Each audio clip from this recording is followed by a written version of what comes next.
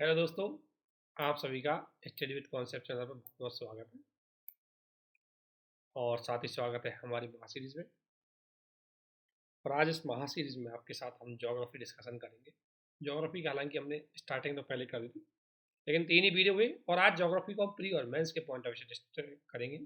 और ज्योग्राफी के अगर हम पार्टों की बात करें तो ज्योग्राफी का सबसे इंपॉर्टेंट, अभी तक हम इंट्रोडक्शन में चल रहे थे, जो जियोलॉजी वाला पार्ट है। जियोलॉजी के बारे में आपने सुना होगा, ज्योग्राफी का एक पार्ट है, फिजिकल ज्योग्राफी का। फिजिकल ज्योग्राफी का एक पार्ट है। अगर फिजिकल ज्योग्राफी, हम ज्योग्राफी के रिसोर्सेज की बात करते हैं, आपको ज़्यादा रिसोर्सेज नहीं, पर एक क्लास नोट्स फॉलो करने जो हमारे फॉलो कर सकते हैं, हमने बहुत अच्छे से बनाए हैं। प्लस एनसीईआरटी फॉलो कर सकते हैं आप। और इसके अलावा आप एक बुक फॉलो कर सकते हैं, चाहे वो माजिद हुसैन की बुक हो या महेश बंडवाल जी की बुक हो। इनमें से किसी एक की बुक है वो फॉलो कर सकते हैं। और साथ में आपके पास होनी चाहिए एटलस, क्योंकि ज्योग्राफी में इंपॉर्टेंट चीज़ होती है आपकी सबसे ज़्यादा मैपिंग। मैपिंग ज्योग्राफी का बेस होती है, लेकिन मैपिंग से जानने से पहले हमें ज्योग्राफी के बेसिक चीज़ों को समझना चाहिए। स्टेट पीसीएस के पॉइंट ऑफ व्यू से, यूपीएससी के पॉइंट ऑफ व्यू से, प्री के पॉइंट ऑफ व्यू से, मेंस के पॉइंट ऑफ व्यू से ये वीडियो आपके लिए बहुत ज़्यादा हेल्पफुल रहेगी। और आप सभी से रिक्वेस्ट है कि थोड़ा समझने की कोशिश करना। अगर कोई चीज़ अगर आपके समझ में नहीं है तो उसको ज़रूर पूछना। आज हम बेसिकली ज्योग्राफी में के अंतर्गत जो इंपॉर्टेंट चैप्टर है जियोलॉजी, और जियोलॉजी का अगर हम बात करें नॉर्मली कि जियोलॉजी क्या है। जियोलॉजी एक स्टडी है, और जियोलॉजी स्टडी के अंतर्गत है कि अर्थ और अर्थ से जुड़े हुए फैक्टों के अंतर्गत जो अध्ययन करते हैं हम, वो सारे जियोलॉजी के अंतर्गत आते हैं। तो आज जियोलॉजी के अंतर्गत हम बात करें इसमें, तो पृथ्वी का एक परिचय के रूप में हम थोड़ा सा इंट्रोडक्शन देखेंगे, पृथ्वी की वास्तविक स्थिति क्या है। और परिचय से लेकर के स्टेट पीसीएस में कई बार क्वेश्चन पूछे गए, चाहे आप देख सकते हैं घटना चक्र की सीरीज में, ये चीज़ें आपको मिलेंगी देखने को। तो सबसे पहले आपको पता है कि पृथ्वी अभी नॉर्मली ये सौरमंडल का भाग तो है, ये क्या है, सौरमंडल है, उसी का एक पार्ट है पृथ्वी। और उसमें से ये क्या है, एक ग्रह है। तो ग्रह की विशेषता मैंने बता दी, ग्रह वो है जो सूर्य के चारों चक्कर लगाते हैं, जिनकी अपनी कोई ऊर्जा नहीं होती। तो पृथ्वी उनमें से एक है।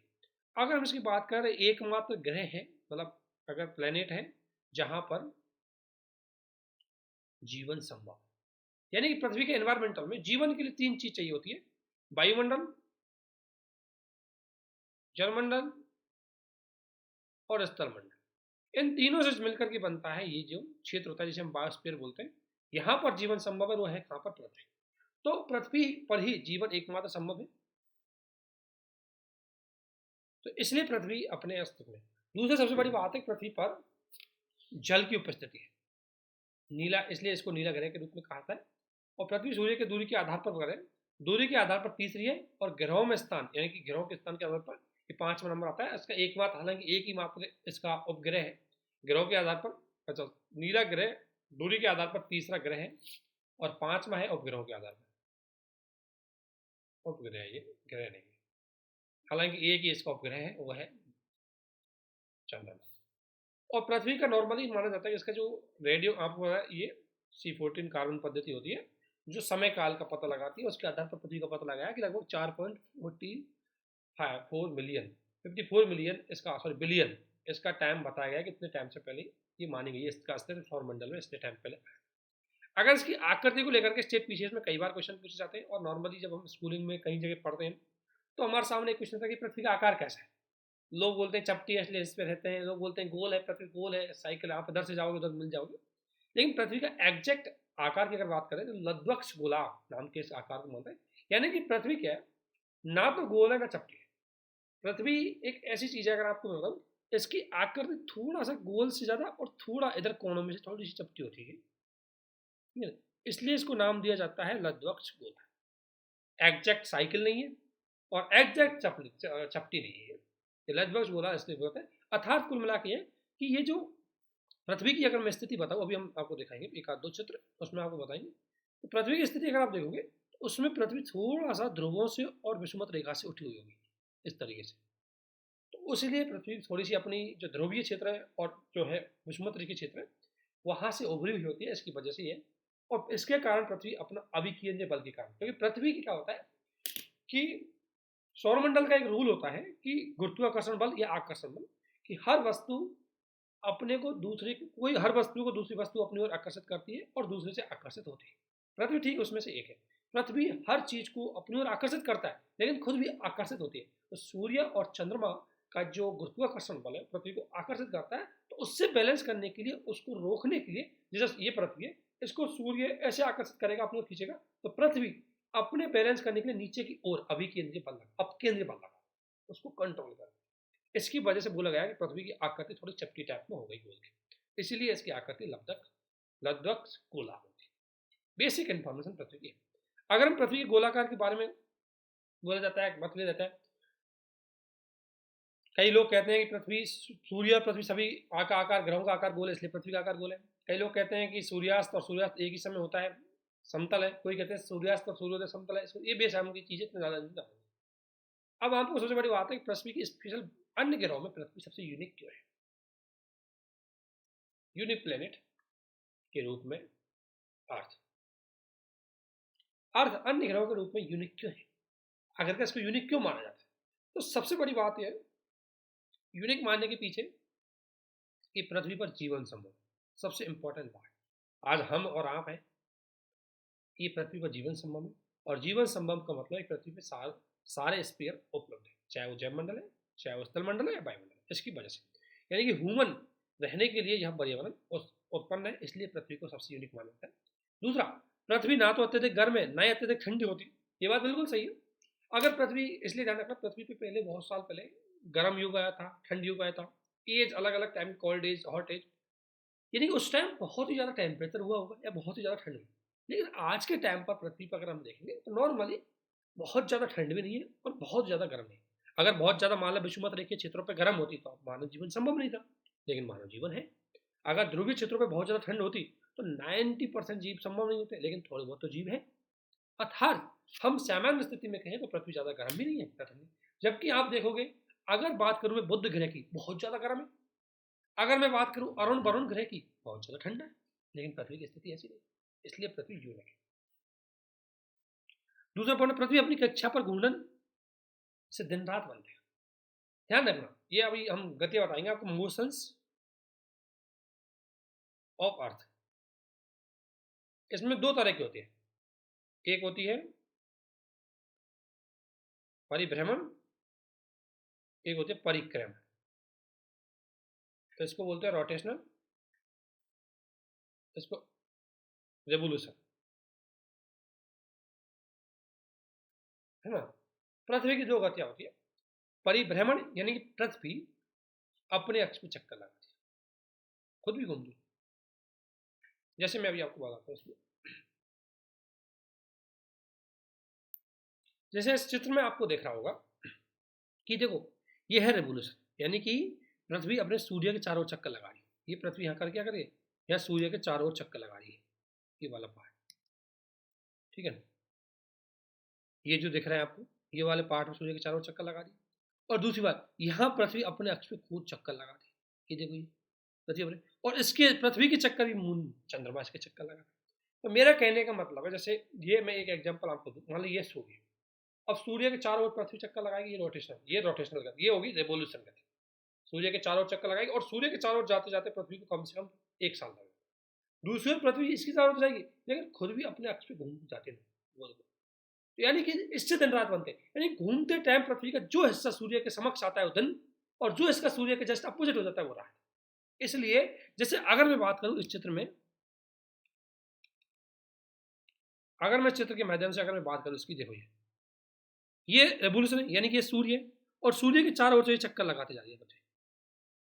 अब ये सूर्य के चारों ओर चक्कर है, लेकिन इसमें सूर्य, ये पृथ्वी है। अब पृथ्वी का ये हिस्सा अगर इसके आगे है, जो हिस्सा पृथ्वी के सूर्य की तरफ है, ये हिस्सा दिन हो जाएगा, और जो इसके अपोजिट साइड में इधर की साइड, वह रात हो जाएगी। तो पृथ्वी के खुद की गति की वजह से पृथ्वी में दिन और रात बनते हैं, और पृथ्वी सूर्य के चक्कर की ओर गति लगाती है, जिसे हम परिभ्रमण गति होते हैं। इसमें ऋतुएं परिवर्तित होती है।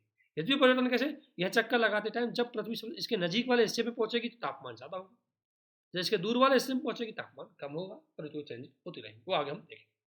तो बेसिक चीजें ये थी। इसके अलावा अगर हम बात करें पृथ्वी पर ऐसे दिन रात के, इसके अलावा पृथ्वी यूनिक इसलिए है क्योंकि पृथ्वी पर ऑक्सीजन की उपस्थिति है, बिकॉज पृथ्वी पर वायुमंडल उपस्थित है। इसकी वजह से भी यूनिक है, जबकि अन्य ग्रहों में सिचुएशन नहीं पाई जाती, कई जगह ऑक्सीजन नहीं पाई जाती, कई जगह जल नहीं पाई। और पृथ्वी इसलिए क्योंकि पृथ्वी पर जल की उपलब्धता है, इसलिए पृथ्वी को हम ब्लू प्लेनेट की संज्ञा देते हैं। इसके अलावा इसको ग्रीन प्लेनेट की संज्ञा देते हैं क्योंकि यहाँ पर हरियाली है। That's why earth is unique planet, एक यूनिक है सौर मंडल का, सबसे सौर मंडल का यूनिक, इसलिए इसको कहा जाता है। अब पृथ्वी की गति जो मैं आपको अभी बता रहा था, पृथ्वी की गतियां होती है, दो गतियां होती है पृथ्वी की, और उसी से आपको समझना है।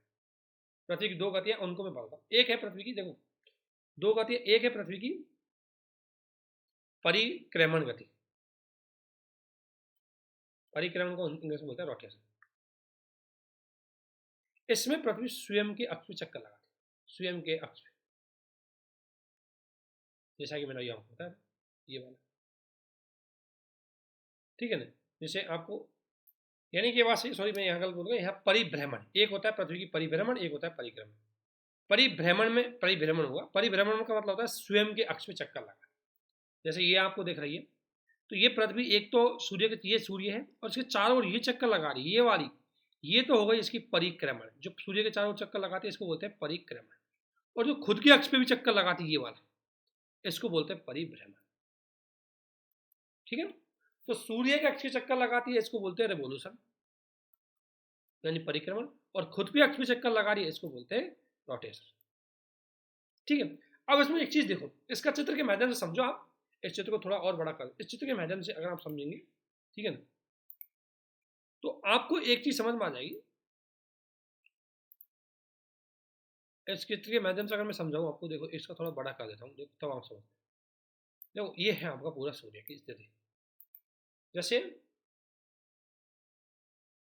दो गतियां मैंने आपको बता दी, परिक्रमण और परिभ्रमण वाली। अब इन्हीं के माध्यम से हम थोड़े से इनकी गति, तो ध्यान रखना, जो सूर्य चंद्रमा पृथ्वी की जो मोशंस होती है, इसकी जो गतियां होती है, यही आपके क्वेश्चनों का आधार बनती है और यही आपकी समझ को बढ़ाती है। अब सब चीजें समझते जाओ, जो जो चीजें हैं। देखो ये है हमारी अर्थ, ये आपको देखी होगी, ये ध्रुवीय क्षेत्र होते हैं, ठीक है, और इधर विषुवत रेखा क्षेत्र, ये विषुवत रेखा क्षेत्र होते हैं ये वाले। अब इस अर्थ में दो गतियों की मैं बात कर रहा था आपके सामने, एक है परिक्रमण, एक है परिभ्रमण। परिभ्रमण का मतलब स्वयं के अक्ष पर, परिक्रमण का मतलब सूर्य के चार। ये जो जा रही है ये वाला, ये है आपका परिक्रमण, ठीक है, और ये जो अपने अक्ष पे लगा रही है ये आपका परिभ्रमण। अब इन दोनों से क्या है, परिभ्रमण में ये क्या होता है कि परिभ्रमण का ये सूर्य है, अब परिभ्रमण में इसका जो वाला पार्ट, मान लिया गति करते ये वाला पार्ट इसके जो सामने आएगा सूर्य के, ये डे हो जाएगा, और ये वाला पार्ट जो इसके अपोजिट में रहेगा ये नाइट हो जाएगा। तो परिभ्रमण से सिर्फ डे और नाइट चेंज होता है और कुछ चेंज नहीं। परिक्रमण से क्या होता है, ऋतु चेंज होती है। जैसे अगर आपको मैं बताऊं, जैसे ये अभी हम बात कर रहे हैं 21 दिसंबर की, अभी हम 21 दिसंबर के टाइम पे है, ये हमारा सबसे नजीक टाइम। 21 दिसंबर पे क्या हो रहा है, देखो ये पृथ्वी है आपके सामने देख रहा है, 21 दिसंबर है। अब 21 दिसंबर की अगर मैं बात कर रहा हूं, 21 दिसंबर पर अगर इस पृथ्वी को आपने मैपिंग के थ्रू देखा होगा तो ये ध्रुवीय क्षेत्र है, ठीक है, और ये आपका दक्षिणी गोलार्ध है, दक्षिणी गोलार्ध ये वाला, और इस दक्षिणी गोलार्ध में सूर्य सीधा चमक रहा है। दक्षिणी गोलार्ध में कहां पर, मकर रेखा। अब मकर रेखा वाले पार्ट पे ज्यादा चमक रहा है, इसलिए दक्षिणी गोलार्ध में होगी गर्मी, और ये वाला उत्तरी गोलार्ध है, यहाँ पर ठंड है।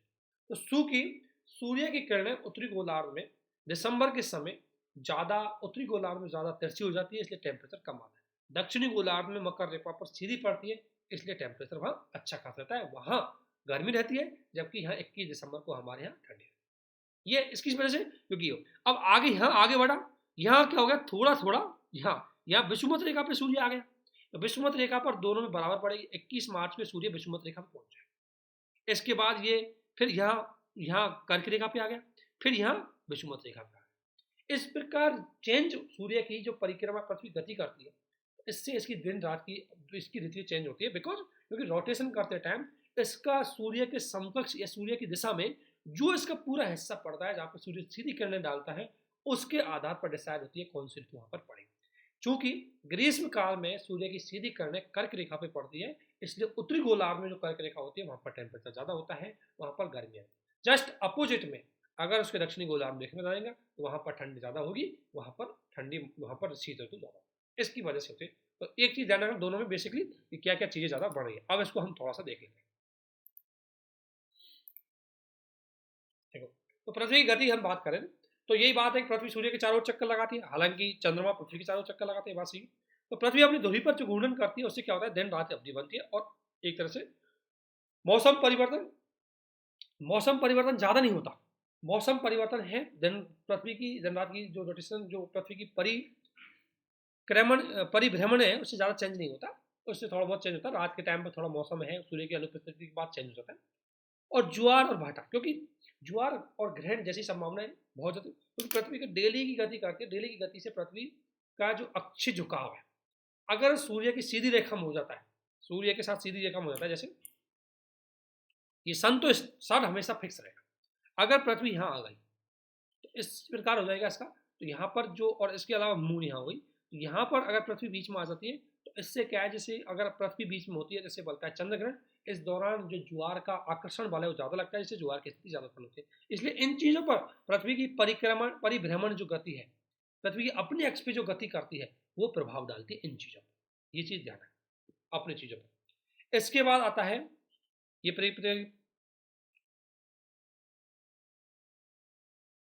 मौसम की वजह से चेंज होता है, बिल्कुल सही बात है, मौसम चेंज होता है इसमें, ये जो चीज़ है। और इसके बाद दिन रात की अवधि और ज्वार भाटे की सिचुएशन चेंज होती है, किसकी वजह से, पृथ्वी के परिभ्रमण गति में।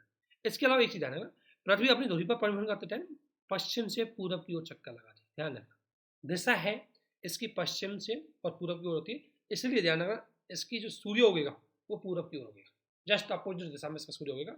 तो यही चीज है पृथ्वी घूर्णन करते टाइम, ये चीज। अब एक है प्रकृति की परिक्रमा, परिक्रमा में सूर्य के चारों। तो पृथ्वी परिक्रमा दीर्घवृत्ताकार पथ पर करते हुए 365 दिन एग्जैक्टली इसमें लगाती है। 365 दिन, 365 दिन 5 घंटे 48 मिनट 46 सेकंड, एग्जैक्ट नाम टाइम तो ये है। 365 दिन 5 घंटे 48 मिनट और 46 सेकंड। इसलिए 4 वर्ष में, ये 4 वर्ष करेंगे तो लगभग 23 घंटे और बन जाएंगे, इसलिए आपका एक दिन एक्स्ट्रा हो जाता है लीप वर्ष में। इसी वजह से होता है क्योंकि पृथ्वी का जो 1/4 है, 4 वर्ष में पूरा एक दिन और एक्स्ट्रा कैलकुलेट कर लेते हैं, इसलिए पृथ्वी के परिक्रमण की वजह से ही हमारा लीप वर्ष कैलकुलेट होता है। तो इतने दिनों में पृथ्वी अपना पूरा करती है, और इसलिए कैलेंडर को अगर देखा है तो 1/4 में हम कोई कैलेंडर देखते नहीं, इसलिए एक लीप वर्ष एक्स्ट्रा जुड़ जाती है, और इसलिए हमेशा 4 वर्ष बाद जो एज होती है उसमें फरवरी 29 की होती है। ठीक है, अब ध्यान है पृथ्वी को सूर्य की परिक्रमा पूरी करने में लगभग जो समय लगता है उसे बोलते हैं सौर वर्ष। प्रत्येक सौर वर्ष में 6 आवर बढ़ जाता है प्रत्येक, ये बात यानी कि सौर वर्ष का मतलब है कि पृथ्वी जितने टाइम में सूर्य की परिक्रमा करती है 365 से 1/4 में, ये सौर वर्ष कहलाता है। और इस सौर वर्ष में 6 आवर्स एक्स्ट्रा होते हैं, तो 4 साल में जाकर के वो 24 वर्ष हो जाते हैं, इसलिए लीप वर्ष के रूप में कैलकुलेट होता है। ये बेसिकली आप जानते हो। इसके अलावा लीप वर्ष 366 दिन का होता है, इसलिए फरवरी 29 दिन की होती है, बेसिक चीज है। अब आता है, अब धनरात का छोटा बड़ा की अगर बात करें हम, तो पृथ्वी अपनी झुकी पर ना होती तो बराबर दिन होते। पृथ्वी अपनी जो धुरी है उस पर क्या कर, जैसे सीधी चक्कर लगाती है, सीधा तो देखे, लेकिन झुकी है ना, इसकी वजह से कुछ चीजें, कुछ जो जिस टाइम जिस एंगल जिस टाइम पे ऐसा झुके रहेगा वो दिन, वो जिस टाइम जितना ज्यादा झुका रहेगा वो झुका रहेगा, जो सूर्य के समक्ष ज्यादा झुका रहेगा उस टाइम दिन बड़ा हो जाएगा, जो सूर्य के अपोजिट साइड में ज्यादा झुका रहेगा उस टाइम रात अवधि हो जाएगी। तो इसलिए मुख्य रूप से डायरेक्ट इतना ध्यान रखना कि पृथ्वी का जो अपनी धुरी पर झुकी रहती है 66.5 डिग्री का अक्ष बना करके, उस पर उसकी वजह से ये जो दिन रात है इसमें चेंजेस होते रहते हैं। विषुमत रेखा की बात करें हम, तो विश्व के अन्य भागों में ऋतुओं में दिन रात में अंतर दिखाई देता है, विषुमत रेखा पर इसलिए नहीं पड़ता क्योंकि सीधी होती है वहां पर, और वहां पर सूर्य किरणों का सीधा प्रभाव रहता है, इसलिए ये लिखा हुआ है। क्योंकि विषुमत रेखा पर दिन रात सदैव बराबर होता है, इसका मेन कारण है कि यहाँ पर हमेशा प्रकाश की उपस्थिति रहती है, चाहे वो ग्रीष्मकाल हो चाहे शीतकाल हो, इसलिए यहाँ पर रहता है। अब ये थोड़ा सा एक चीज ध्यान रखना, अब आपको बता दो एक चीज, थोड़ा सी चीज ध्यान रखना, ये मैं आपको एक चित्र के माध्यम से बताऊंगा, लेकिन बेसिकली पढ़ ले। 21 मार्च और 23 सितंबर की अवधि उत्तरी गोलार्ध में सूर्य का प्रकाश 12 घंटे अधिक समय तक प्राप्त है, अतः दिन बड़े या रात छोटी हो सकती है। दक्षिणी गोलार्ध में दिन छोटे हो सकते हैं। 23 सितंबर, अब मैं एक पूरी कहानी बताता हूँ होता क्या है इसमें, इतना पढ़ने आप पढ़ लेना, मैं चित्र के माध्यम से आपको बताता हूँ कि आखिरकार होता क्या है। देखो पृथ्वी की इस स्थिति को समझो, ये जो पूरी बात लिखी हुई है वो आपके सारी चीज समझ में आ जाएगी, जिसको लेकर क्वेश्चन आते भी। ये चित्र है, ये है हमारी अर्थ, ठीक है। अर्थ में 0 डिग्री ये अक्षांश रेखाएं होती है जो पूरब से पश्चिम की होती है, और ये देशांतर रेखाएं होती है जो उत्तरी गोलार्ध को दक्षिणी गोलार्ध से जोड़ती है। अगर इसका पृथ्वी का एग्जैक्ट मैं चित्र बनाऊं तो ऐसे होता है, ये ऐसे होता है, ये थोड़ा सा ये होगी आपकी विषुवत रेखा, इसको मैं बोलूंगा विषुवत रेखा, या एक चीज बोलूंगा 0 डिग्री अक्षांश रेखा।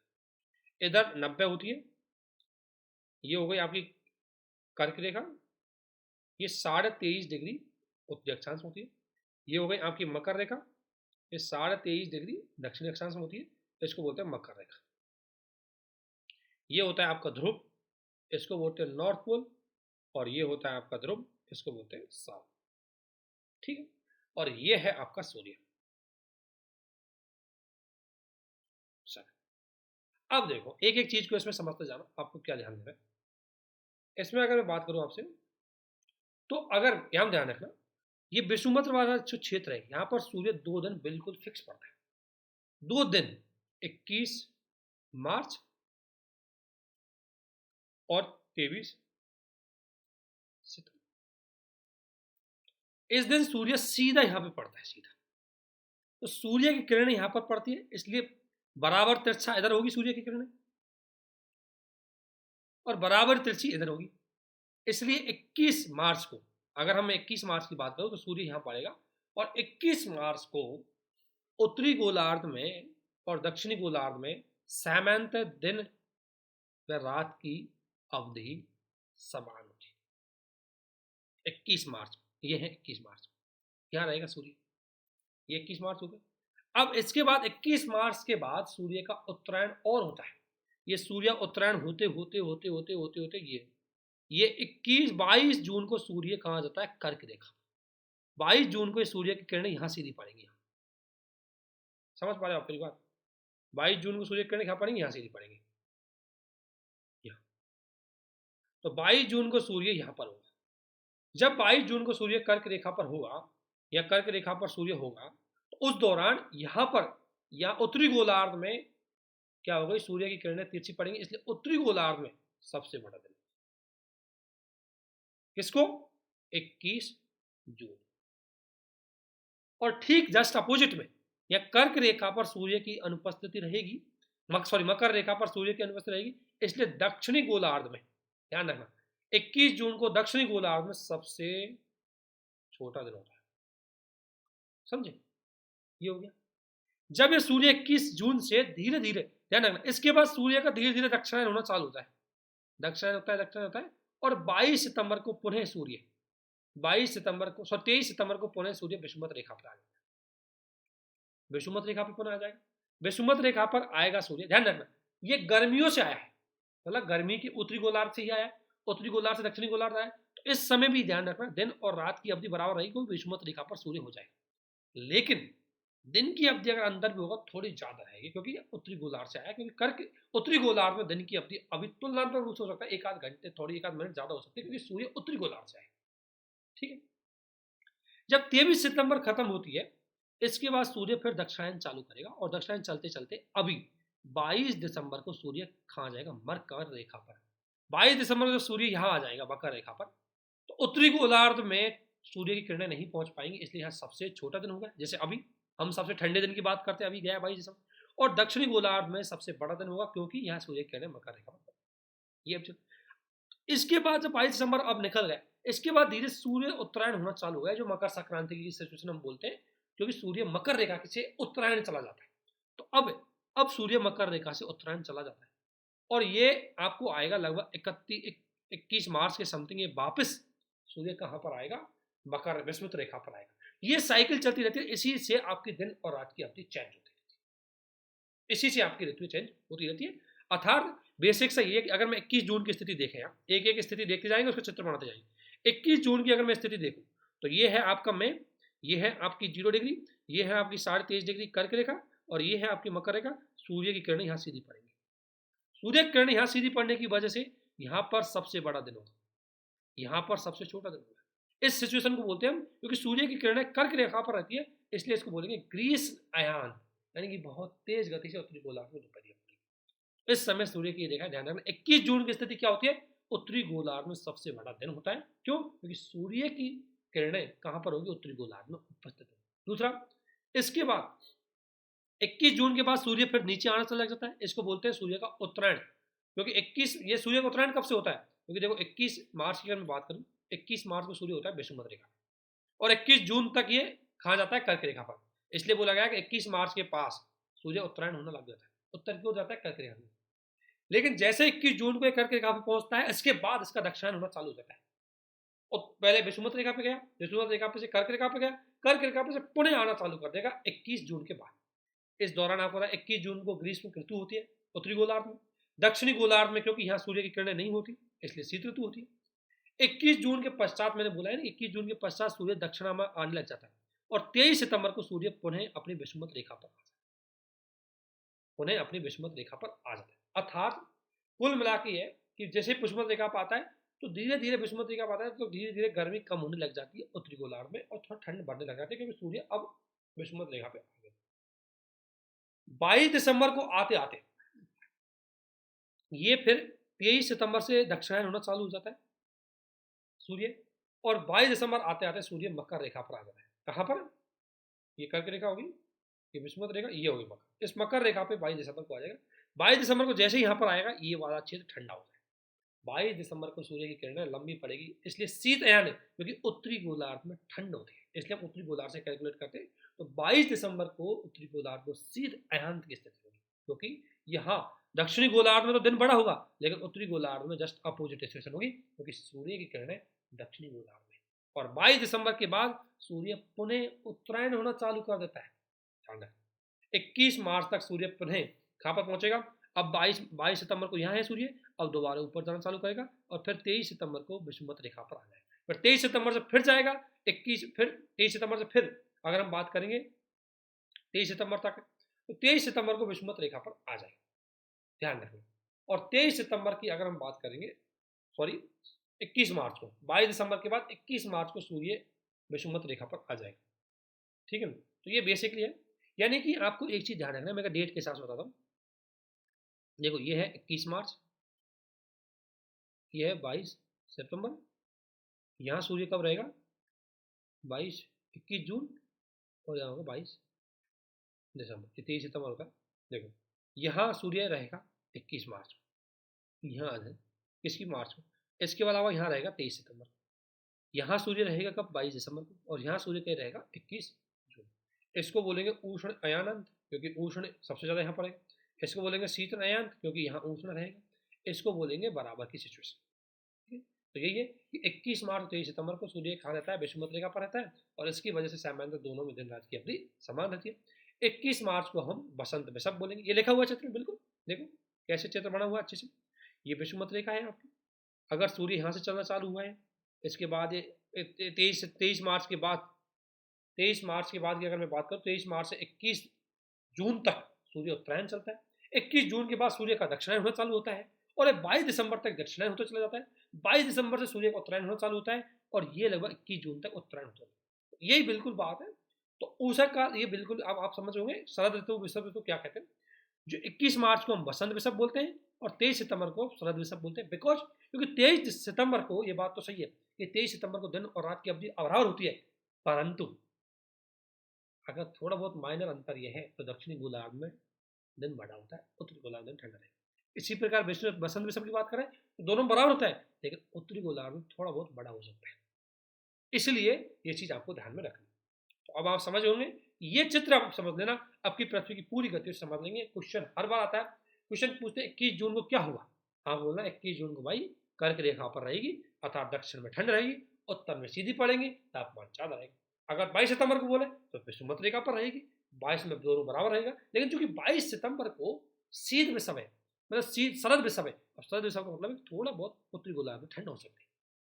ठीक है, इस आधार पर आपको इसका क्वेश्चन सॉल्व करना है। चित्र को समझ लो, पूरी कहानी समझ जाओ। इसके बाद आता है ऊषा काल और गोधूली। सूर्योदय और दिन के उजाले के बीच में जो अवधि होती है उसको ऊषा काल, और सूर्यास्त और पूर्ण अंधेरे के बीच में जो अवधि होती है उसको गोधूली कहते हैं, ये तो आप सभी जानते हो। इसके बाद चंद्र ग्रहण। चंद्र ग्रहण में यह है कि पृथ्वी है वो चंद्रमा और सूर्य के बीच में आ जाती है, उसे बोलते हैं चंद्र ग्रहण। और चंद्र ग्रहण पूर्णिमा को होता है, परंतु हर पूर्णिमा को हो ये अच्छा नहीं, क्योंकि पृथ्वी भी अपने अक्ष पे झुकाव रखती है। अब वो झुकाव जिस टाइम एकदम एग्जैक्ट में आएगा, झुकाव रहेगा तो एग्जैक्ट नहीं आएगा, जिस पूर्णिमा को एग्जैक्ट आएगा उसी पूर्णिमा को ही चंद्र ग्रहण कहते हैं।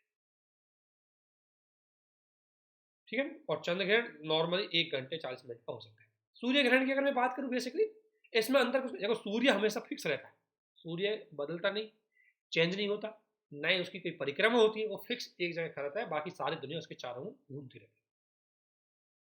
अब सूर्य के बीच में अगर चंद्रमा आ जाती है, चंद्रमा अगर सूर्य पृथ्वी के बीच में आ जाती है, तो सूर्य का प्रकाश चंद्रमा रोक देती है थोड़े टाइम के लिए, इसलिए आपने देखा होगा सूर्य ग्रहण के समय अंधेरा हो जाता है। इस सिचुएशन को बोलते हैं सूर्य ग्रहण, और ये होती है दोस्तों अमावस्या। क्या सूर्य ग्रहण, लेकिन हर अमावस्या को हो ये गारंटी नहीं, क्योंकि वो 5 डिग्री वाला अंतर रहता है, जब मैच होगा 5 डिग्री का तभी जाकर के हो पाता है। जब चंद्रमा सूर्य की पूरी तरह ढक लेता है तो पूर्ण सूर्य ग्रहण कहते हैं। जब थोड़ा बहुत, जैसे मान लें ये सन है, अब सन तो फिक्स है, जैसे मान लें ये सन है, अब सन से चंद्रमा जितनी दूर रहेगा उतना उसको कम ढकेगा, और जितनी नजीक आएगा उतना ज्यादा ढकेगा। किसको? पृथ्वी। अर्थात जिस टाइम चंद्रमा पृथ्वी के ज्यादा नजीक आएगा उसको ज्यादा ढक लेगा, और जिस टाइम पृथ्वी से दूर रहेगा उसको कम ढकेगा। तो जब अगर सूर्य ग्रहण की स्थिति है और चंद्रमा पृथ्वी के बहुत नजीक है, तो पूर्ण सूर्य ग्रहण हो सकता है, क्योंकि पृथ्वी के बहुत बड़े हिस्से को ढक लेगा। और यदि दूर है तो आंशिक हिस्से को ढक, जैसे अगर सन तो यहाँ फिक्स है, लेकिन यहाँ अर्थ है और यहाँ मून है, अगर ये मून इसी के पास है तो काफी हिस्से को जगेगा, तब तो पूर्ण सूर्य ग्रहण की स्थिति है। और अगर यहाँ सन है और यहाँ मून है और यहाँ अर्थ है तो ज्यादा हिस्से को नहीं ढक पाएगा, थोड़ा बहुत हिस्सा ही ढकाना आएगा, तो ये आंशिक सूर्य ग्रहण की स्थिति।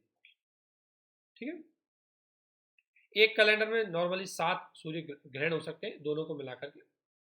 सूर्य ग्रहण की घटना वर्ष में कम से कम 2 बार, अधिकतम 5 बार हो सकती है। प्रत्येक ग्रहण की दिन रात नहीं हो सकती। ये बेसिक सी चीजें आपको इसमें बताइए, पृथ्वी से जुड़ी चीजें।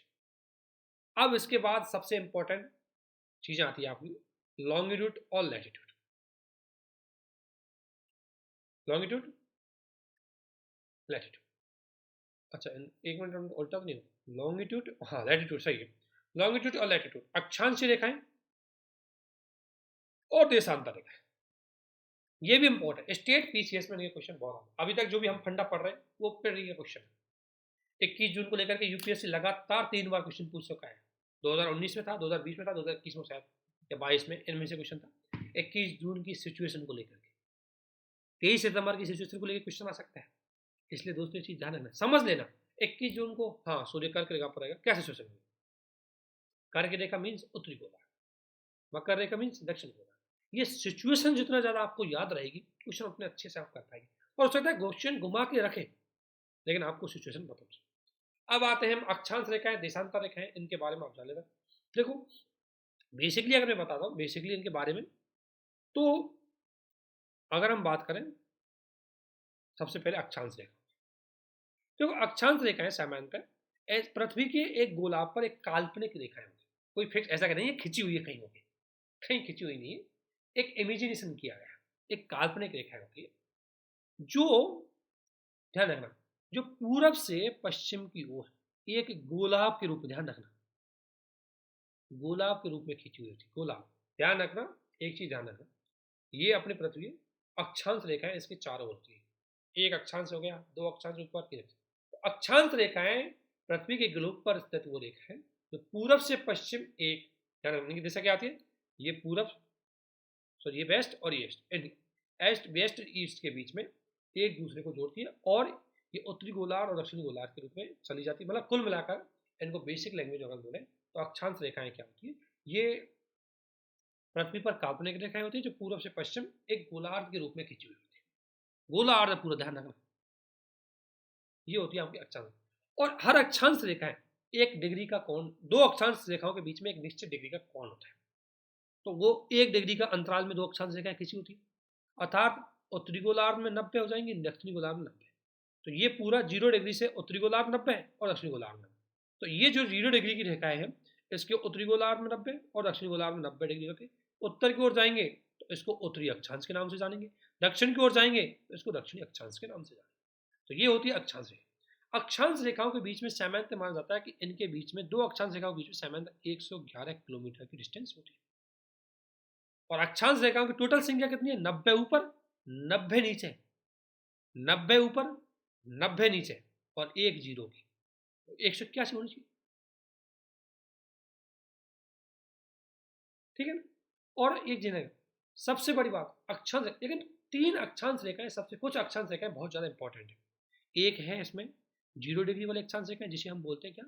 विषुमत रेखा। एक है हमारी 23.5 डिग्री नॉर्थ वाली जिसे बोलते हैं हम कर्क रेखा, और एक है हमारी 23.5 डिग्री दक्षिण की जिसे बोलते हैं मकर रेखा, क्योंकि यहाँ सूर्य का एंगल बहुत ज्यादा पड़ता है इसलिए इनको डिवाइड किया। और एक है उत्तरी गोलार्ध में आर्कटिक ये क्षेत्र, ये महत्वपूर्ण है। अब सबसे बड़ी बात है, इनको उत्तरी गोलार्ध अगर उत्तर में है, देखो नाम तो इनको नहीं, इधर भी 90 दिया जाएगा, इधर भी 90 तक दिया जाएगा, 1 2 3 4 5 6 7 8, इधर भी 1 2 3 4 5 6 7 8, लेकिन उत्तर में जाएंगी तो इनको उत्तरी अक्षांश बोलेंगे। जैसे 23.5 डिग्री उत्तरी अक्षांश यानी कर्क रेखा, 23.5 डिग्री दक्षिणी अक्षांश यानी कि मकर रेखा। तो इनको नॉर्थ और साउथ पोल के आधार पर इसको नंबर दिया जाता है। जैसे एक एग्जाम्पल दिया गया कि महाराष्ट्र का चंद्रपुर और ब्राजील का बेलो बेजल दोनों 200 डिग्री अक्षांशों पर, दोनों 20 डिग्री अक्षांशों पर स्थित है। चंद्रपुर उत्तरी डिग्री 20 अक्षांश पर है और ये बेलो बेजल दक्षिणी अक्षांश एक है, बस वो ध्रुवों में अलग है। ठीक है। और टोटल मैंने बताया इनकी 0 से 90 डिग्री, अर्थात एक उत्तरी अक्षांश टोटल 0 से 90 तक होती है, अर्थात 181 मतलब डिग्री का होता है। लेकिन इनकी संख्या क्या कितनी होती है? 79 होती है। 179 कैसे होंगी? ये एक तो ये हो गई, इधर 90 और ये इधर इधर आएंगी ना, तो ये 2 बार कैलकुलेट हो जाती है, ये विषुमत रेखा है इसलिए एक घटा देंगे इसमें से, 179 हो जाएगी इनकी संख्या। अब इसमें आपको मैंने बता दिया कि शून्य अक्षांशों पर रहती है, ये विषुमत रेखा रहती है। उत्तरी गोलार्ध पर रहेगी है, तो ध्यान रखना जो विषुमत रेखाएं होती है, विषुमत रेखा वो 0 डिग्री अक्षांश रेखाएं होती है जो गोलार्ध पर होती है। और विषुमत रेखा की सबसे बड़ी बात यह है, विषुमत रेखा सबसे महत्वपूर्ण बात यह है कि ये मध्य में होती है। ठीक है। तो अब आपको एक चीज और याद रखनी है, इसमें क्वेश्चन आ सकता है कि जैसे अगर आपके सामने एक क्वेश्चन में हम एक रखें, एक मैप रखूं मैं आपको, वर्ल्ड का जो मैप है इसको एक बार जरूर आपको देख लें इस अक्षांश और देशांश। देखो ये जो रेखाएं जा रही है आपके सामने, ये जो रेखाएं जा रही है ये है विषुमत रेखा। ठीक है। ये जो रेखाएं जा रही हैं आपको 23.5 पर, ये है आपकी कर्क रेखा। और ये जो रेखा जा रही है आपकी, ये आपकी विषुमत रेखा, ये आपकी मकर रेखा, ये आपका ध्रुव है और ये आपका। और ध्यान रखना जो देशांतर रेखाएं होती है कभी नहीं मिलती, इनके बीच ये समानांतर होती है, ये मिलती नहीं, ध्यान रखना, इधर भी जाके नहीं मिलेंगे, इधर भी जाके नहीं मिलेंगे, ये समांतर देशांतर रेखा, अक्षांश रेखा, अक्षांश रेखाएं समांतर होती है। अब आपको इसमें पढ़ना क्या है? इसमें पढ़ना ये चीज है कि जो ये 0 डिग्री विषुवत रेखाएं जा रही है कहाँ कहाँ पे हो जा रही है, किन किन देशों में, और ये मैप के थ्रू पढ़ना है। जैसे बेसिकली इसमें ज़्यादा मैप क्लियर नहीं है था, लेकिन अगर मैं आपको थोड़ा बहुत दिख रहा हो तो जैसे ये जा रहा है, जैसे 0 डिग्री है, 0 डिग्री जा रही है, एक तो अफ्रीका दक्षिणी अमेरिका महाद्वीप में कौन कौन से जा रही है? Ecuador, Colombia, Guyana. इसके बाद मध्य, ये 0 डिग्री मध्य अमेरिका में कैसे कहाँ होकर जा रही है और यहाँ कौन। ये देशों के नाम आप चित्र के माध्यम से जरूर पढ़ना। उत्तरी मतलब विषुमत रेखी और कर्क रेखा और मकर रेखा कौन कौन से देशों में गुजरती है, किस किस महाद्वीप में गुजरती है। ये हो गई आपकी कर्क रेखा, ये हो गई आपकी बीच में विषुमत रेखा और ये हो गई आपकी मकर रेखा। ठीक है। तो एक चीज तो ये होगी आपकी विषुमत रेखा। अब आप अक्षांशों को समझ होंगे कि पृथ्वी पर गोल ग्लोब पर स्थित काल्पनिक रेखा, ये सारी काल्पनिक रेखाएं हैं, ये सारी काल्पनिक रेखाएं लेकिन समांतर है और उत्तर पूर्व से पश्चिम की ओर जाती है, इनको बोलते हैं हम मतलब अक्षांशीय रेखा। अगला क्वेश्चन आपका अगर मैं बात करूं,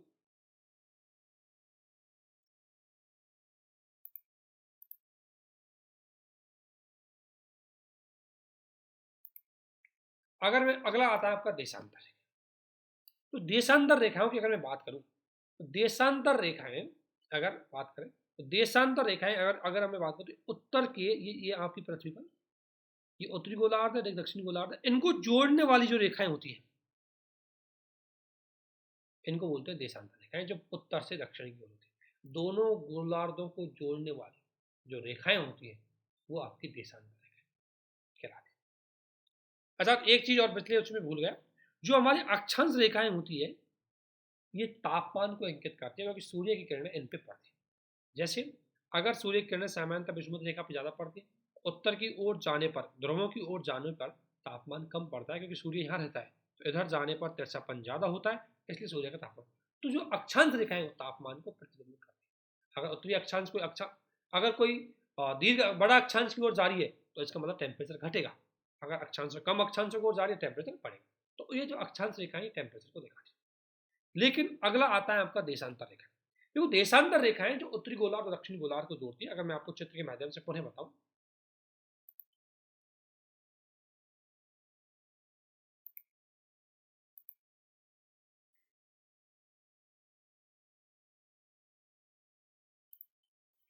तो अगर इसमें हम बात करें पुनः, देखो ये चित्र है आपके सामने, ये है आपकी ये 0 डिग्री है और यहां से ये आ रही है आपकी, ये है आपकी देशांतर रेखा। ये देखो सब मिलके आ रही है, सब नीचे आके मिलेंगी एक सेंटर पे, अर्थात ये समानता नहीं होगी क्योंकि ये आके मिल जाती है, इसलिए देशांतर रेखाएं समानता नहीं। ये क्या होती है, और ये है 0 डिग्री और 180 इधर, 180 इधर, अर्थात टोटल कितने हो गए 360। ये पूरी पृथ्वी में इधर से इधर जाओगे आप, ध्यान रखना ये देशांतर रेखा देखो, ये है 0 तो इधर भी 0, ये आके मिलती है, ये हमारी पृथ्वी है, हमारी पृथ्वी ऐसे है ऐसे। ये जो एरिया है ये एरिया इधर भी है, ये जो एरिया आपको दिख रहा है ये एरिया इधर भी है, क्योंकि पृथ्वी तो हमारी गोल है, मिली हुई है। तो अर्थात ये जो देशांतर रेखाएं होती हैं ये उत्तरी गोलार्ध दक्षिणी गोलार्ध को जोड़ती है और ये समय को प्रतिबिंबित करती है। समय को प्रतिबिंबित करने का मतलब ये चीज आप सबसे ज्यादा समझ लें चित्र के माध्यम से, और तो कुछ समझो ना समझो। ये अगर मैं बात करूं,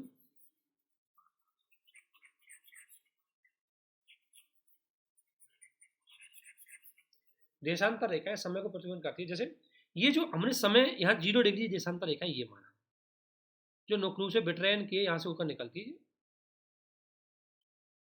ये बिटरेन है, बिटरेन के यहाँ से निकलेंगी, यहाँ से बिटरेन के यहाँ से शहर से ये 0 डिग्री है, इन्हें क्या बोलेंगे हम 0 डिग्री, ये है 0 डिग्री। और इधर आपकी 180 है और इधर आपकी 180, इधर क्या कहलाएंगे ईस्ट, इधर क्या कहलाएंगे वेस्ट। अब आप बताओ इधर 380 180 इधर होगी 180 इधर होगी, अर्थात टोटल 360, यानी कि ये यहाँ ध्यान रखना इधर से इधर तक टोटल टाइमिंग है 24 घंटे का होता है, इसमें ध्यान रखना ये टाइम के लिए फिक्स होती है। ये 0 डिग्री है, यहाँ रात की 12 बजे कैलकुलेट होता है। अगर यहाँ रात की 12 बजे है, अगर यहाँ रात की 12 बजे है, अगर टेम्परेचर यहाँ पर अगर रात की 12 बज रही है तो इधर जाने पर समय बढ़ेगा और इधर जाने पर समय घटेगा, ध्यान रखना। यानी पूरब की ओर जाने पर अगर अक्षांश रेखाओं में पूरब की ओर जाओगे तो समय बढ़ेगा और अगर पश्चिम की ओर जाओगे तो समय घटेगा। अब एक चीज ध्यान रखना 360, ये टोटल 360 डिग्री का बना थी, तो 360 डिग्री अगर अक्षांश देशांतर रेखाओं की मैं बात करूं कितने टाइम लगता है 24 घंटे, अर्थात 1 डिग्री बराबर 24 घंटे बटे 360, 1 डिग्री बराबर 24 घंटे, इनको मिनट में बदल दूंगा 24 × 60 बटे 360, 60 से 60 6, अर्थात 1 डिग्री बराबर 4 मिनट, सॉरी 1 डिग्री बराबर, अर्थात यहाँ 1 डिग्री अच्छा देशांतर रेखाओं में अगर आप इधर जाओगे तो 4 मिनट टाइम बढ़ेगा, इधर जाओगे 1 डिग्री तो 4 मिनट घटेगा। अब देखो जब यहाँ रात की अगर 12 बज रही है या दिन की 12 बज रही है, मान लें दिन की 12, इधर आप 180 चले गए, 180 चले गए तो 180 डिग्री तो मिनट में बदलेंगे कितना हो जाएगा 4 से गुना, अर्थात 720 मिनट। अब 720 मिनट को घंटे में बदलेंगे अगर हम तो कितना हो जाएगा 12 घंटे, इधर जाने पर आपके 12 घंटे बढ़ जाएंगे। इसलिए जैसे मान लें अगर दिन की यहाँ आप हो 0 डिग्री पर, इधर जाने जैसे दिन की अगर मैं बोलूँ दिन की 5 जनवरी को अगर आप यहाँ हो, दिन की 5 जनवरी को, तो यहाँ पर उस समय ध्यान रखना रात की अब आपकी 12 बज जाएंगी, तो 6 जनवरी की ओर कन्वर्ट हो जाएंगे। तो यहाँ ये जो रेखा है ये वाली, ये दिन का डिसाइड करती है। अगर इधर मान लो 31 अगस्त है तो इधर इधर 31 दिसंबर है तो इधर 30 दिसंबर होगा, क्योंकि ये पूर्व पश्चिमी क्षेत्र आ जाएगा। यहाँ तक जो क्षेत्र है 180 डिग्री पूरब की ओर, ये क्षेत्र पूरा एक दिन को प्रभावित करता है 12 घंटे को, क्योंकि यहाँ दिन की 12 बजे से माना जाता है, इसलिए रात की 12 बजे तक क्या हो जाएगा। और यहाँ माइनस में चलता है, अगर यहाँ मान लो जैसे यहाँ मैं मान लेता हूँ 31 दिसंबर है यहाँ पर, तो इधर माइनस में जाओ कितना 24 घंटे, तो कितना हो जाएगा यहाँ, क्योंकि इधर वाला एरिया कहाँ हो, ये वाला एरिया ही यहाँ, तो यहाँ हो जाएगा 30 दिसंबर की 12 बजे। तो ये इसीलिए इसको बोलते हैं प्रधान मध्याह्न। प्रधान मध्याह्न ये दिन के लिए तो कैलकुलेट होती है, घंटे के लिए तो ये कैलकुलेट होती है, और दिन यहाँ से चेंज होता है।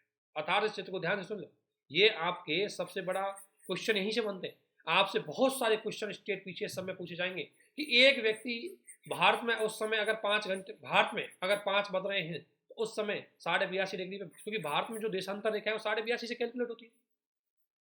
तो देखो जैसे ये 0 डिग्री पे और भारत आता है यहाँ पर, ये 82.5 से कैलकुलेट हो रही है, तो कितने घंटे का अंतर होगा भारत में ग्रीनविच रेखा में। अगर बेटरैन में जब मान लो दिन की 12 बज रही है तो भारत में कितनी बजेगी, तो 82.5 को अगर हम 4 से गुणा कर लो, 4 दूनी 8, 8 चौक 32, 328, और आधा का कितना होगा 2 मिनट, 330, और 330 में कितना घंटा होता है 5 घंटा 30 मिनट। अगर यहाँ दिन का 12 बज रहा है तो भारत में 5 घंटा एक्स्ट्रा आगे बढ़ेंगे, तो भारत में शाम को 12:30 बज रहे, शाम को 5:30 बज रहे होंगे। अगर यही चीज इधर होती तो घट जाएगा, सुबह के कुछ 7:30 बज रहे होंगे या 6:30 बज रहे होंगे। तो इधर जाने पर आपका बढ़ेगा, इधर जाने पर घटेगा, 1 डिग्री में 4 घटेगा। ये है आपकी देशांतर रेखा। और जो ये रेखा देखेंगे आपको यहां से, इसलिए ध्यान रखना जिस देश में देशांतर लंबाई ज्यादा होगी, जिस देश में देशांतर लंबाई, और रूस में देखो यहां से लेकर के रूस में यहां तक है, इसलिए रूस में एक और तो अगर इधर वाले हिस्से में देखोगे तो इधर वाले में हिस्से मान लो 15 डिग्री है, इधर वाले में 180 डिग्री है, दोनों का अंतर निकालो कम से कम 165 डिग्री का अंतर रूस में, रूस के इधर वाले हिस्से में इधर वाले में। अब 165 में कितने घंटे हो सकते हैं, 4 से गुणा कर लो, 5 चौका 20, 0, 16 चौका 48, 50, 500 मिनट का डिफरेंस हो जाएगा यहाँ से, 500 मिनट का डिफरेंस हो जाता है रूस के पूर्व हिस्से से पश्चिम हिस्से तक। और भारत में अगर देखोगे तो यहाँ होता है भारत में दोनों के बीच में 30 डिग्री का अंतर है, तो 30 में भारत में 2 घंटे का अंतर हो जाता है। इसलिए भारत का अरुणाचल प्रदेश और राजस्थान का वाला क्षेत्र है, इसमें 2 घंटे का डिफरेंस हो जाता है, क्योंकि 40 डिग्री का 30 डिग्री का डिफरेंस है। अब आप समझ गए होंगे इस चीज को, ठीक है। तो ये है आपकी देशांतर रेखा है, अक्षांश रेखा कहानी। अगर इसमें से किसी प्रकार कोई चीज समझ में नहीं है पूछना जरूर, क्योंकि क्वेश्चन बहुत ज्यादा आपके इसी से पड़ेंगे। तो देशांतर जो चीज है वो आपके किसको दिखाती है, आपके समय को दिखाएगी। पूरब में ओर जाने पर समय बढ़ेगा, पश्चिम में ओर जाने पर समय घटेगा, यही बात है यहाँ। और ये जो दक्षिण देशांतर रेखा है मैंने बता दूं वही कहानी है। ये अच्छा अंतरराष्ट्रीय जो रेखाएं मानी गई वो ग्रीनविच को माना गया, जो इंग्लैंड के वहां से गुजरती है, इसको प्रधान मध्याह्न रेखाएं माना गया। और पूर्वी गोलार्ध में 60 डिग्री होती है, समय को दिखाती है। अब मैंने पूरी कहानी जो बताई आपको ये पूरी हो गई, जो आपको बताई, और ग्रीनविच बता दी, ये पूरी चीज़ विश्व में 360 हो गई। वेटरन के अतिरिक्त ये ऐसे देश जहाँ पर जीएमटी होते हुए जीएमटी का मानक समय यूज करते हैं, ये हो गया। ये क्या वेटरन का जीएमटी है, उसी को मानक समय का यूज करते हैं। जैसे भारत अपना 82.5 कैलकुलेट करता है, ठीक है, ये वेटरन के आसपास इसलिए 0 डिग्री को ही मान लेते हैं। भारत कितना है 82.5, अर्थात भारत अपने जो ग्रीनविच जो अपना टाइम है उसे 5.5 घंटे एक्स्ट्रा रहता है, आगे रहता है। अंतरराष्ट्रीय 33 स्थानों का 8 स्थानों पर मोड़ा गया है, ध्यान रखना। ये तो बता रहे हैं हमें समय। अंतरराष्ट्रीय जो तिथि होती है, अब डेट लाइन जो अंतरराष्ट्रीय तिथि है ये 8 स्थानों पर मोड़ी गई है। जैसे देखो अंतरराष्ट्रीय तिथि है 8 स्थान पर कैसे मोड़ी गई, देखो समय का तो हो गया, लेकिन दिन चेंज होना एक बड़ी चीज होती है। तो यहाँ पर ऐसे मोड़ा गया इसको, जैसे ये रसिया वाला हिस्सा हो गया, ये फिर इधर वाला हिस्सा हो गया, ऐसे करके इसको जोड़ा गया। मतलब रसिया में ऐसा नहीं कि कोई रसिया का ये वाला हिस्सा दूसरी साइड जा रहा है, अलग डेट हो जाएगी। एक डेट की वजह से हर कोई देश चाहता है कि मेरे यहाँ एक डेट रहे, इसलिए थोड़ा इसको ऊपर नीचे खिसका देते हैं। इसलिए जो डे वाली रेखा है वो थोड़ी मुड़ी रहती है, और जो समय वाली रेखा है वो सीधी रहेगी, ठीक है। तो ये है आपका अक्षांश देशांतर। इसके बाद आता है इसमें एक चीज और कि डे लाइट सेविंग टाइम, यानी कि ये करता है कि संबंधित दिन की रोशनी के बेहतर उपयोग करें अगर हम, तो डे लाइट सेविंग हो जाता है। ये किसी वस्तु में कहा जाता है कि किसी वस्तु वसंत ऋतु में अगर घड़ी में 1 घंटा आगे कर देते हैं 1 घंटा पीछे कर देते हैं, भारत में ऐसे नॉर्थ ईस्ट को लेकर के बोला जाता है, तो वो बात है। विषुवत रेखा और भूमध्य रेखा की अगर बात करें, देखो अब एक एक रेखा में कोई बड़ी बात नहीं, एक एक रेखा। विषुवत रेखा क्या है? सबसे पहले तो ये अक्षांश रेखा है। कौन सी अक्षांश रेखा है? ये 0 डिग्री अक्षांश रेखा। चित्र के माध्यम से समझ गए। अब देखो ये वही बात है, समान दूरी पर है, क्योंकि 0 डिग्री पर तो 90 ऊपर 90 नीचे। और पृथ्वी विषुवत रेखा का कुल क्षेत्रफल अगर बात करें पृथ्वी का, विषुवत रेखा जहां जहां पे गुजरती है 78% भाग जलीय क्षेत्र से गुजरती है। अगर आपके समझ में नहीं है तो चित्र को देखो। चित्र इसलिए कभी भी ये चीजें पढ़े, मैपिंग से पढ़ो। देखो चित्र को देखो, इसमें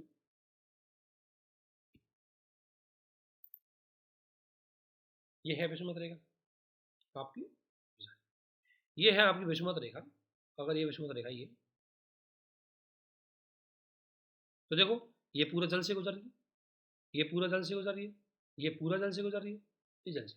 इसलिए जलीय भाग में अगर हम बात करें तीनों रेखाओं में, तो तीनों रेखाओं में जलीय भाग में जो विषुवत रेखा है वो ज्यादा गुजरती है, उससे भी ज्यादा मकर रेखा गुजरती है। मकर रेखा सबसे ज्यादा जलीय भाग गुजरती है। और जो कर्क रेखा है वो तुलनात्मक रूप से स्थल भाग में ज्यादा आती है, क्योंकि स्थल है, ये स्थल है।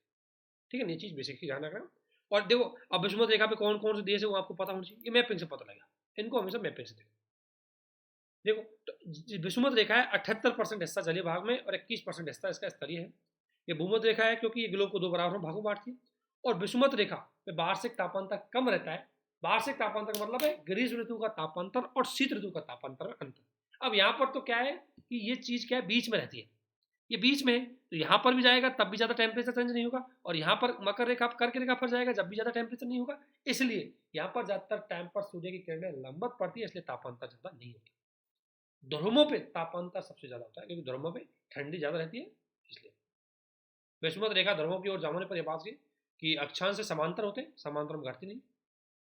अब देखो विषुवत रेखा पर आने वाले जो देश है, आप ध्यान रखना, ये देश है जो विषुवत रेखा पर आता है, इसमें देखो ध्यान रखना, ये हमेशा महाद्वीपों के आधार पर याद रखना है आपको, कि दक्षिणी अमेरिका में कौन कौन से महाद्वीप, कौन कौन से देश आएंगे, और अफ्रीका में कौन कौन से देश आएंगे, और एशिया कौन कौन से देश आएंगे जहां से विषुवत रेखा गुजरेगी। ये क्वेश्चन कई बार स्टेट पीसीएस में पूछा है, कई बार, हर बार यूपीएससी किसी न किसी स्टेट पीसीएस के एग्जाम में आपसे जरूर पूछेगा कि विषुवत रेखीय क्षेत्र, विषुवत रेखा किन किन देशों में गुजरती है।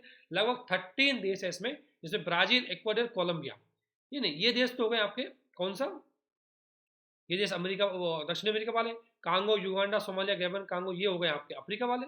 और ये भारत, एशिया के तो 3, इंडोनेशिया और मालदीव, 2 देश है एशिया के जिनसे ये गुजरती है। एक केवर्ती, ये वाला इंडिया का नहीं है, ये अफ्रीका का है। तो ये 2 देश है जो एशिया से गुजरती है। तो आपको महाद्वीपों के आधार पर इनकी लोकेशन पढ़नी है मैपिंग में। ये बहुत ज्यादा इंपॉर्टेंट है, क्योंकि क्वेश्चन कई बार पूछ जाता है, और ये आप जानते हो, कोई बड़ी बात नहीं। इसके बाद संक्रांति 2 बार होती है, क्योंकि संक्रांति मतलब चेंजिंग, एक चेंजिंग तो यहाँ होगा कि पहले सूर्य नीचे आ रहा है लेकिन ऊपर चला जाएगा, एक चेंजिंग यहाँ होगा जो सूर्य पहले आ रहा है नीचे चला जाएगा। जैसे अगर मान लें सूर्य 22 दिसंबर को यहाँ है, तो सूर्य अब चेंज करेगा अपनी दिशा। अभी तक तो सूर्य उत्तरायण से दक्षिण में, अब उत्तरायण होने लग जाएगा। इसलिए संक्रांति 2 बार आती है वर्ष में, ग्रीष्म संक्रांतियां और शीत संक्रांतियां। अगर मैं बात करूं आपसे, ग्रीष्म संक्रांति कब आएगी आपकी? ग्रीष्म संक्रांति आएगी 21 जून को, क्योंकि सूर्य 21 जून से अब दक्षिण होना चालू हो जाएगा। और शीत कब आएगी? जब सूर्य, आपको पता है कि जब 22 दिसंबर से उत्तरायण होना चालू हो जाएगा। यहाँ तो दक्षिणायन होना चालू हो जाएगा, या उत्तरायण, यानी सूर्य अपने डायरेक्शन, मतलब चेंज हो जाती है डायरेक्शन उसकी पृथ्वी के ऊपर, इसलिए उसको संक्रांति के रूप में कैलकुलेट करते हैं। ये बेसिक चीज़ें। आप 20-21 मार्च को बसंत उत्सव, वही है बिल्कुल जो कहानी बताई, वो घूम फिर के वही कहानी आ रही है कि शरद उत्सव कब होगा, 22-23 सितंबर को, और बसंत उत्सव 21 मार्च को रहेगा। ये चीज़ आपको पता है। पूर्वोत्तर भारत में अलग से टाइम जोन की मांग, एक मुद्दा है जो आपको हमेशा मिलता है। अभी हम देशांतर रेखाएं पढ़ रहे हैं, और देशांतर रेखाओं में मैंने बोला जितनी ज़्यादा 2 देशों के बीच में देशांतरीय लंबाई होगी, वह समय का उतना डिफरेंस होगा। भारत में चूंकि अगर आप देखोगे तो 67 डिग्री ईस्ट से लेकर के भारत 97 डिग्री ईस्ट तक आता है, तो भारत में लगभग 30 ईस्ट देशांतर रेखाओं का अंतर होता है। तो 30 डिग्री अगर अंतर है तो 1 डिग्री बराबर 4, तो 30 बराबर 30 इंटू 4 बराबर 120 मिनट का अंतर है पूरब में और पश्चिम में, और 120 मिनट का मतलब होता है 2 घंटे। इसलिए भारत का पूर्वी भाग, भारत का पश्चिमी भाग और पूर्वी भाग में मुख्य रूप से समय का अंतर पाया जाता है 2 घंटे का। इसलिए बोला जाता है कि भारत के पूर्वोत्तर क्षेत्र के लिए हमें अलग से टाइम जोन होना चाहिए, क्योंकि 2 घंटे हमसे अलग अलग रहते हैं। कारण क्या है कि भारत में पूरी भाग सूर्योदय और सूर्यास्त में 2 घंटे का अंतर रहेगा। क्यों? क्योंकि वही समय का अंतर है।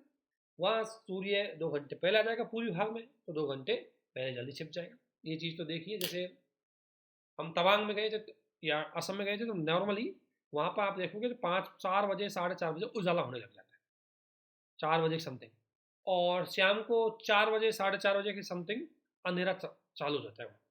तो हमारे यहाँ और उसके वहाँ के थोड़ा सा अंतर रहता है, क्योंकि पूर्वी क्षेत्र में आता है। तो थोड़ा बेसिक आपको सब जगह देखता हूँ।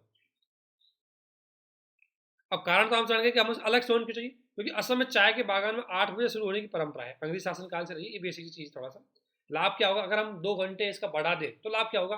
देखो, लाभ क्या होगा कि सूर्योदय अगर वहाँ शीघ्र होता है, जैसे मान लें वहाँ सूर्योदय 4 बजे हो जाता है सुबह, तो वहाँ ऑफिस का काम 8 बजे चालू करवा दें शाम, क्योंकि ऑफिस 4 बजे बंद हो जाएगी, तो लाइट बच जाएगी। और दूसरी बात, नॉर्मली ह्यूमन बीइंग अगर बायोलॉजिकल क्लॉक के अकॉर्डिंग काम करेगा तो उसकी प्रोडक्टिविटी ज़्यादा बढ़ेगी। जैसे अगर इवनिंग वहाँ 4 बजे हो रही है शाम को, तो आदमी को इवनिंग की एक्टिविटी 4 बजे ही कर देनी चाहिए। लेकिन नॉर्मली क्योंकि हमारे भारत के अकॉर्डिंग वह 4 बजे या 6 बजे होती है, वहाँ 4 बजे होनी चाहिए, लेकिन ऐसा नहीं होगा। तो एक तो आदमी बायोलॉजिकल क्लॉक के अकॉर्डिंग चलेगा तो उसकी प्रोडक्टिविटी बढ़ेगी, दूसरा ऊर्जा की बचत होगी, अपराध नहीं होंगे। ये नॉर्मल कहानी है। अगर आप नॉर्मली ये टाइम चेंज कर दोगे तो लोग जल्दी सोने का जागने का समय अपना चेंज कर लेंगे, लेकिन अभी लोग टाइम को ज़्यादा देखते हैं, वहाँ सूर्योदय को कम देखते हैं। ठीक है, ये बेसिक चीज़ है, ये आपको एक बार पढ़ लेना थोड़ा सा, यहाँ को ज़्यादा काम डे लाइट का बोला होगा। ठीक है ना? और ये इसके बाद GNCC global navigation satellite system, ये चीज़ हम बाद में देखते हैं, ये ज़्यादा वो है नहीं आपकी, इसको देख लेते हैं एक बार। ग्लोबल नेविगेशन सैटेलाइट सिस्टम यानी कि यहाँ को होता है GPS सिस्टम, जैसे कि यहाँ होता है कि ऊपर बहुत ज़्यादा सैटेलाइट लगे रहते हैं, पूरी पृथ्वी का डेटा कैलकुलेट करते हैं अक्षांश और देशांतरों के आधार पर, और वो लोकेशन को बता देते हैं कि कहाँ पर कोई चीज़ कैसे है। जैसे इसमें अगर बात करें तो USA का GPS सिस्टम है, यूरोपियन यूनियन का गैलीलियो सिस्टम है जो जानकारी देता है आपको, रूस ने इसी प्रकार का ग्लोनास पढ़ाया, चीन ने भी पढ़ाया, भारत ने नाभिक। तो GPS सिस्टम था इसका, अगर हम साइंस टेक में आपने पढ़ने को मिलेगा आपको, वहाँ इनको अच्छे से बताया गया। ये जो GPS सिस्टम यूएसए ने बनाया था, इसके माध्यम से यूएसए किसी दूसरे देश की लोकेशन को जान सकता था कि वो आदमी कौन सी एक्टिविटी किस जगह कौन सा है, क्योंकि सैटेलाइट उसकी लोकेशन बता दे अक्षांश स्थिति और देशांतर स्थिति का आधार। 99 का जो भारत का कारगिल बाद हुआ था, उसमें यूएसए के द्वारा भारत के GPS सिस्टम की जो सर्विस दी जाती थी, पहले GPS यूएसए के पास था जो सभी देशों को सर्विस देता था, लेकिन 1919 के जो कारगिल वार है उसमें भारत को समझ में आ गई यूएसए दो को कर देता है, इसलिए भारत ने अपना खुद का बनाया नाभिक। अब हमारा GPS सिस्टम नाभिक है, हालांकि अभी भी हम GPS को यूज करते हैं, लेकिन हमारा अपना भी है नाभिक। भारतीय प्रादेशिक, इसकी फुल फॉर्म है भारतीय प्रादेशिक नौवहन उपग्रहण सिस्टम, ये भारत द्वारा विकसित किया गया है। इस नाभिक की एक खास बात है, 1500 किलोमीटर तक की एरिया की जानकारी दे सकता है। इसमें हमने 7 सैटेलाइट लगाए, 3 GEO में 4 SO। देखो ध्यान रखना, ये आप साइंस टेक में हमने आपको बता दिया, भू स्तर और भू स्तर का जी एक होता है GEO और एक GSO मतलब होता है जो जो अक्षांश के जो विषुवत रेखा के ऊपर लगाए जाते हैं, वो होता है आपको भू स्तर वाले, और जो ध्रुवीय क्षेत्रों पे लगाए जाते हैं वो होते हैं आपके GSO। तो अब इसमें ध्यान रखना, जो GSO होते हैं वो नॉर्मली सूचनाओं का ट्रांसफर करते हैं, और जो भू स्तर होते हैं वो नॉर्मली ट्रैकिंग करते हैं डेटा का, उसकी लोकेशन का। तो इस आधार पे 7 उपग्रह लगाए हमने कि लोकेशन भी पता लग जाए और उसके बारे में सूचना भी ट्रांसफर हो जाए। तो भारत अपने पड़ोसियों के बारे में सेवाएं प्रोवाइड कर रहा है। तो नाविक एक तरह से भारत का GPS तरह की सिस्टम है जो नेविगेशन सिस्टम को प्रोवाइड करवाता है, इसमें कोई ज़्यादा बड़ी नहीं है। इसके अलावा GIS क्या होता है? GIS एक सिस्टम होता है जिसके माध्यम से लोकलाइजेशन के आधार पर आप डेटा पता कर सकते हैं, जिसमें आप स्थानीय क्या क्या चीज़ें हैं, वहाँ पर वनों की चीज़ें हैं, मैपिंग कैसी है, ये सारी चीज़ें आप इजीली पता लगा सकते हो। इससे किसी स्थिति की अवगति पता लग जाएगी। बेसिक चीज़ें हमने वैसे इन्फॉर्मेशन के लिए आपको लिख दी। तो ये था आपका अब तक का पृथ्वी के बारे में जानना। और दोस्तों पृथ्वी में आपको सबसे ज़्यादा बता दूँ तो मैं आज का ये टॉपिक आपके लिए सबसे ज़्यादा इंपॉर्टेंट रहेगा, मोशन ऑफ अर्थ और लैटिट्यूड और लॉन्गिट्यूड। लोकेशन, सूर्य की जो चीज़ें हैं, पृथ्वी कैसे गति करती है, क्या अक्षांश स्थिति, क्या देशांतर स्थिति, इसको लेकर ये क्वेश्चन बहुत ज़्यादा पूछे जाते हैं। तो पहला चैप्टर नॉर्मली अगर बात करें, अब जाके हम पहले चैप्टर पे आए, इसके बाद पृथ्वी की आंतरिक संरचना, ये आपके सिलेबस का भी पार्ट है, इसको हम जानेंगे। इसमें थोड़ा टाइमिंग का और रहता है कि कौन कौन से युग आते हैं, उनको भी थोड़ा देखेंगे, ज़्यादा नहीं। युग तो एक बार आपको याद करना है युगों के बारे में, क्योंकि युग की देकर के क्वेश्चन पूछे जाते हैं इसलिए। तो बेसिकली कल हम और ज़्यादा थोड़ा सा इस वीडियो को लंबा रखेंगे और ज्योग्राफी को थोड़ा जल्दी करेंगे। ज्योग्राफी बहुत ज़्यादा समझने की है, लेकिन जितना जैसा आपको पढ़ाया जाए प्रैक्टिकली इसको यूज करके देखो। अक्षांश स्थिति को मैपिंग पे देखो, देशांतर स्थिति को मैपिंग पे देखो। ज्योग्राफी का पढ़ने का सबसे बेस्ट तरीका है इसको मैपिंग के साथ यूज करो। जैसे अगर मैंने बोला आपसे कि विषुवत रेखा, आपका माइंड तुरंत जाना चाहिए कि विषुवत रेखा कहाँ कहाँ से कौन कौन से देशों में गुजरेगी। रटने की मत सोचना, एक बार लोकेशन पता करना। क्योंकि देखो, अगर मैं आपसे बोलूँ विषुवत रेखा पे कितने देश है, 13 देश, कौन कौन से आप रख लोगे, कोई ट्रिक लगा करके रख लोगे, कुछ ना कुछ करके रख लोगे। लेकिन यदि, क्योंकि देखो ये जो अक्षांश स्थिति है ना, ये आपकी पूरी जलवायु के इफेक्ट करती है, क्योंकि टेम्परेचर से ये पूरी तरह इफेक्ट होती है अक्षांश स्थिति। जब भी आप विषुवत रेखा की चीज़ें पढ़ोगे तो आपको उसकी विषुवत रेखा की जलवायु को पता होना चाहिए कि विषुवत रेखा सूर्य सीधा रहेगा, तापमान अच्छा रहेगा, ठीक है ना। सूर्य सीधा रहेगा, तापमान अच्छा रहेगा, और विषुवत रेखा में जल की स्थिति ज़्यादा है, अर्थात बरसात भी अच्छी रहेगी। अर्थात जल और बरसात जब अच्छी रहेंगी तो वनस्पति भी अच्छी रहेगी। तो बहुत सारी चीज़ आपको एक दूसरी चीज़ों से कनेक्ट करके जानेंगे। लेकिन इसलिए आपसे कह रहा हूँ रटना मत, समझना। अदरवाइज रट गए तो आप बहुत सारी चीज़ नहीं जाएंगे। अब आपको पता है कि विषुवत रेखा पर कौन कौन से देश है, तो भाई विषुवत रेखा पर एक तो ब्राज़ील आ रहा है, तुरंत पता लग जाना चाहिए ब्राज़ील में बरसात भी हो सकती है, तापमान हो सकते हैं, तो अमेजन के वन आ सकते हैं। इसलिए ये चीज़ें सब पढ़ना। ज्योग्राफी एक एक चीज़ मैपिंग के थ्रू पढ़ोगे तो बहुत अच्छे से याद हो जाएंगी, क्वेश्चन कभी गलत नहीं होंगे, और यदि रट के रहे हो तो भूल जाओगे। तो इसी के साथ कर्क रेखा मकर रेखा की स्थिति आपको देख लेना है, अच्छे से मैपिंग देख लेना है। तो हम कल आगे उसको पढ़ाते हैं। आप सभी से निवेदन है कि इसको अच्छे से समझे, किसी प्रकार कोई डाउट हो तो पूछ सकते हैं। आप सभी को हमारे साथ बने रहने के लिए बहुत बहुत धन्यवाद। और दोस्तों साथ ही मैंने क्रैश कोर्स भी चला रखा है प्री के लिए, उसमें भी ज्योग्राफी आपको आएगी, प्री के पॉइंट ऑफ व्यू से आएगी उसमें। यहाँ हम थोड़ा डिटेल से पढ़ रहे हैं उसको, ये आपके मेंस के पॉइंट ऑफ व्यू से। लेकिन हाँ, इसको पढ़ने के बाद आपको प्री का क्रैश कोर्स तो इतना ज़्यादा नहीं, क्योंकि इसी में से ही एक शॉर्ट पार्ट होता है। इसमें बहुत अच्छे से चीज़ें कवर की गई है, बहुत डिटेल से, बहुत स्टेट पीसीएस के सारे फैक्ट आ जाएंगे इसमें। ज्योग्राफी में हमने कोई फैक्ट ही नहीं छोड़ा, इसमें सारे फैक्ट है। अभी तक आप देख सकते हैं कितने फैक्ट आ गए। इससे बाहर क्वेश्चन आने की संभावना बहुत कम है, तो आप इसको अच्छे से पढ़ें। नोट्स बहुत अच्छे से तैयार किए गए, इसमें सारी चीज़ें कवर होंगी आपकी। तो आप सभी से रिक्वेस्ट है इन चीज़ों को पढ़ें, किसी प्रकार कोई डाउट हो तो समझें। आप सभी को हमारे साथ बने रहने के लिए बहुत बहुत धन्यवाद, और आपसे यही निवेदन है कि वीडियो को अंत तक देखें, अच्छे से समझें, और सारे वीडियोज को देखें, वो आपकी ज़्यादा बहुत हेल्पफुल रहेंगे। आप सभी से निवेदन है कि इन सारी चीज़ों को देखें, अगर किसी प्रकार कोई डाउट हो तो जरूर पूछें। Thank you.